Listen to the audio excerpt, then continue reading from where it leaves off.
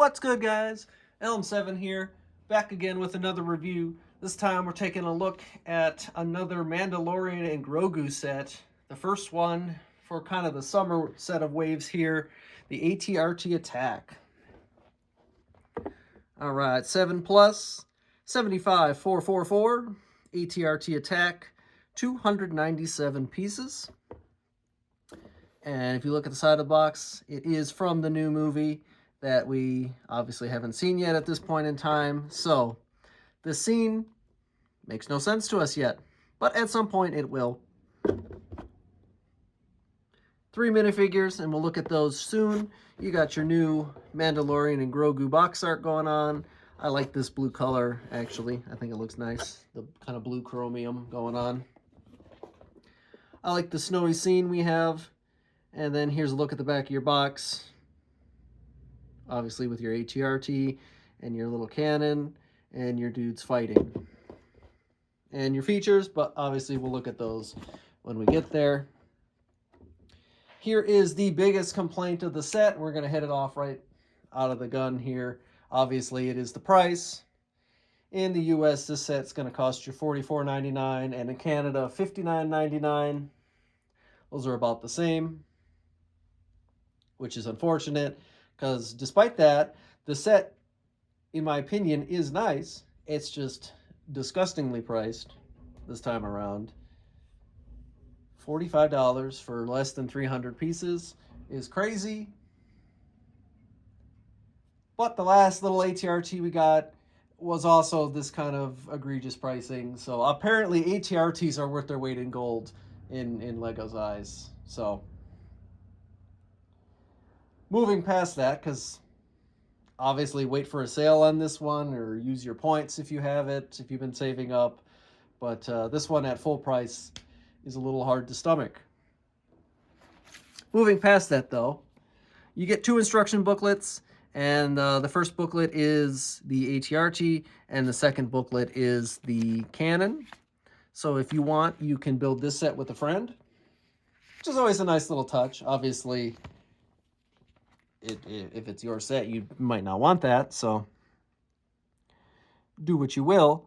But the ATRT comes in at about 60 pages of building, 30 minutes to an hour. Nothing crazy there, but it is a nice looking ATRT, minus one little thing that I will talk about when we get there. And then if you look at your cannon, you also have, here's your cannon fully built along with your ATRT. It is also about 60 pages long. I like the small inclusion of the ATRT driver. Walking on the booklet here, and then Mando on the other booklet. That's a nice little touch. So, with that said, let's take a look at the build, and then we'll be right back to look at the features.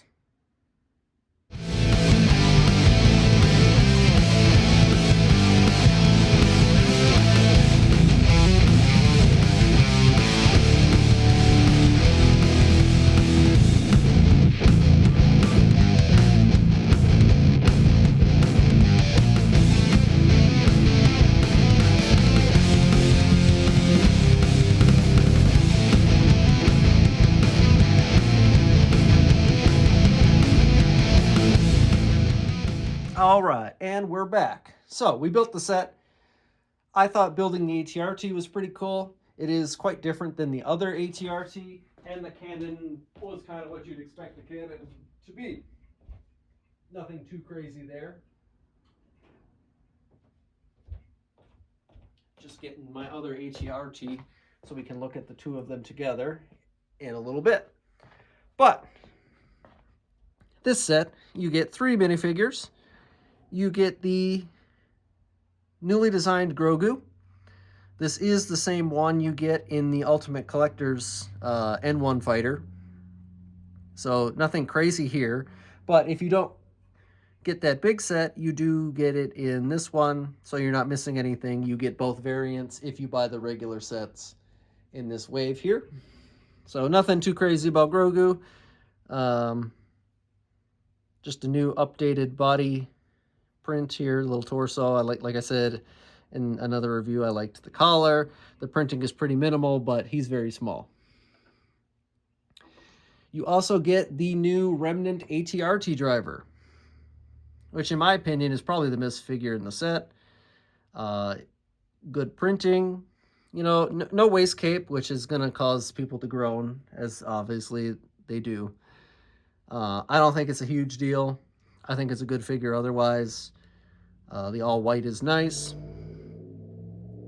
There's your back printing. I do like the updated use of the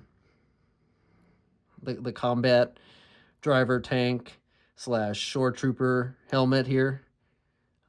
It's a nice helmet, and it's good to see it in a different color, and we're going to get it as a buildable helmet this summer, which is also nice. Unexpected, but a cool set to get nonetheless. And you get a regular face on this guy, kind of smug.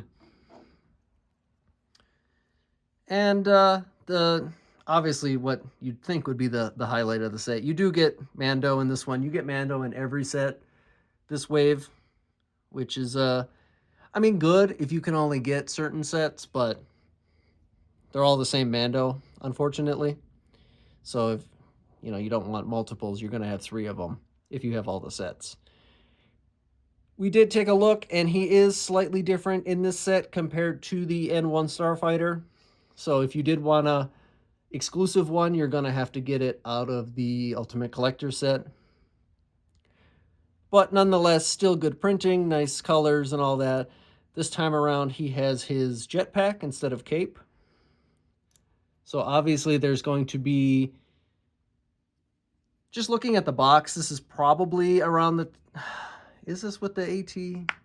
I haven't really watched any trailers on this. I kind of want to go into it blind. So I don't know too much about the movie, obviously, because it isn't out yet. But I've heard through the grapevine that this is pretty early on in the movie. So this might be kind of by the AT-AT thing. But I'm not sure if that was even in the snow. I can't remember. Guess we'll find out. Strange, though, that there is a rumored AT-AT set. And they haven't revealed it yet. Kind of would go well with that ATRT, right? Kind of make a scene out of it.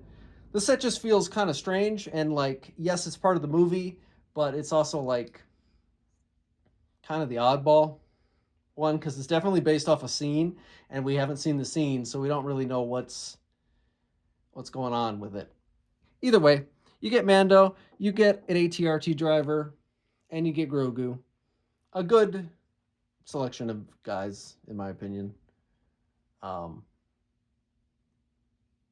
Definitely doesn't justify the $45 price tag, though. That is unfortunate. So let's take a look at the actual components. You do get an ATRT, and it is updated since last summer when we got it in the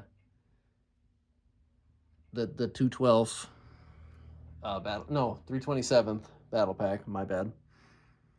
It is slightly updated, and we will look at that a little later on.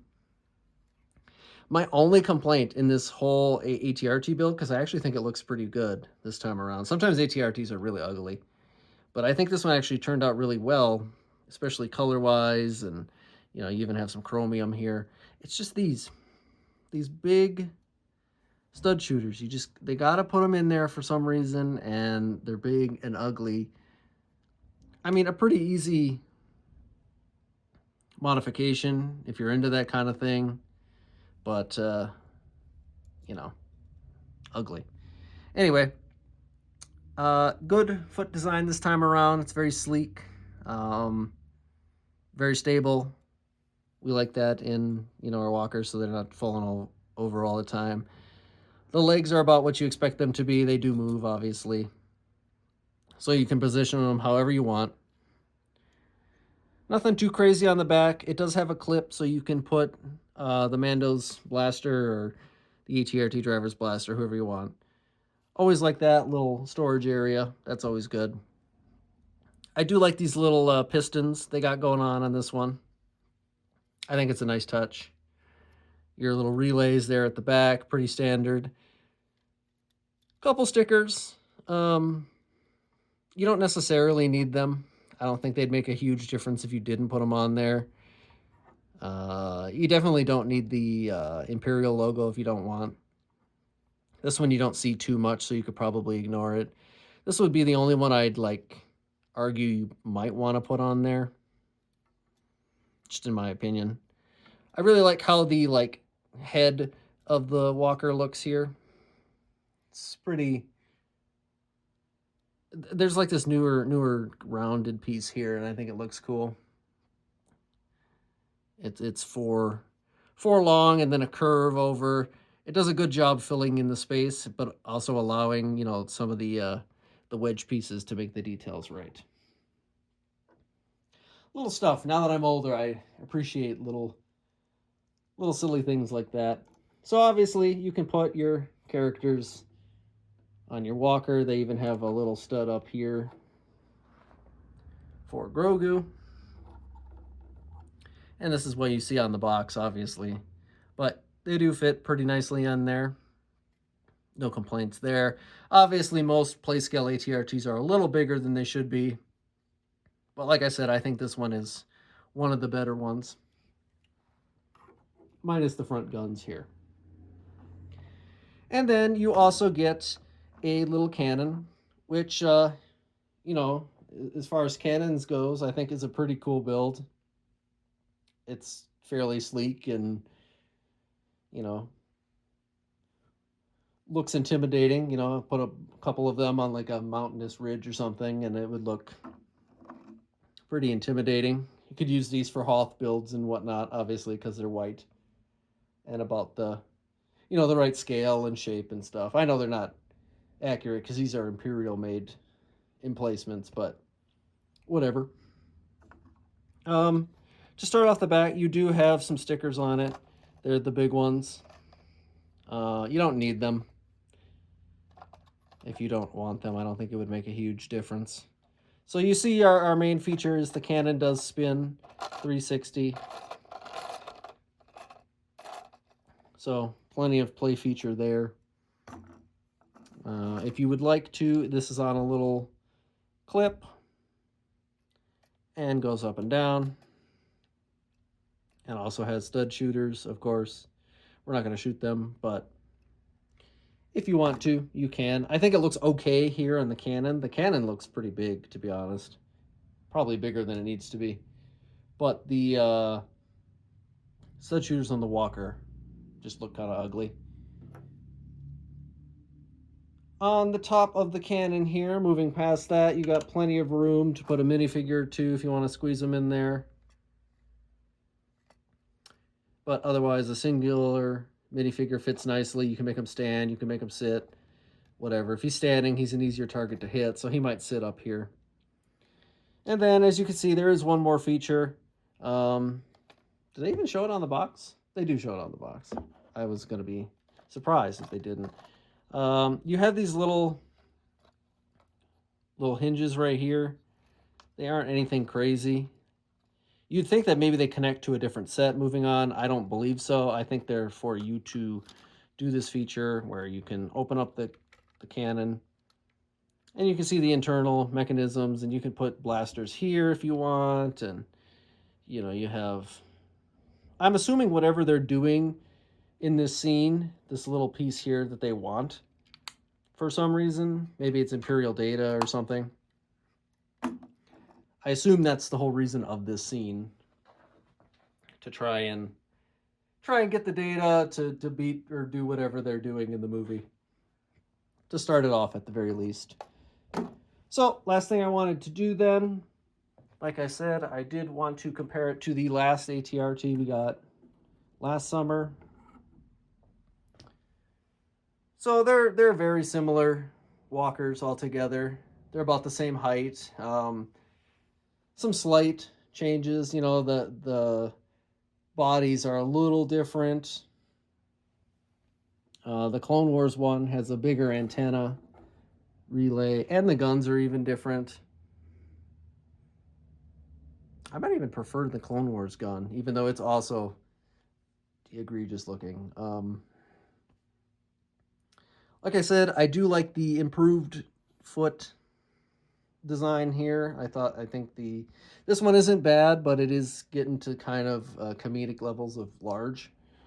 So I think this one actually is a little more grounded. Just my opinion. A little bit different there in the hip joint section, but nothing too crazy. If you had this one and built it's pretty close to the newer one. So if you want to make this one dark gray and you have a Mando figure, I don't think it would change too much there. Be my guest. You'd also save yourself $45 too. So, with that said, that is the ATRT Attack.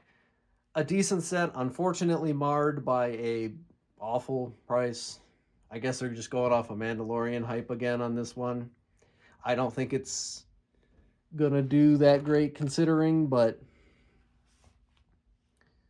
you know, if you want Grogu, if you want the new Grogu and an updated Mando, I guess this is the way to do it. And as of right now, it's the only way to get this new ATRT driver. So that might sway your decision a little there too. To each their own. Like I said, if you can find it on sale, be my guest. I hope you do. With that, let me know what you guys think, and I'll see you guys next time.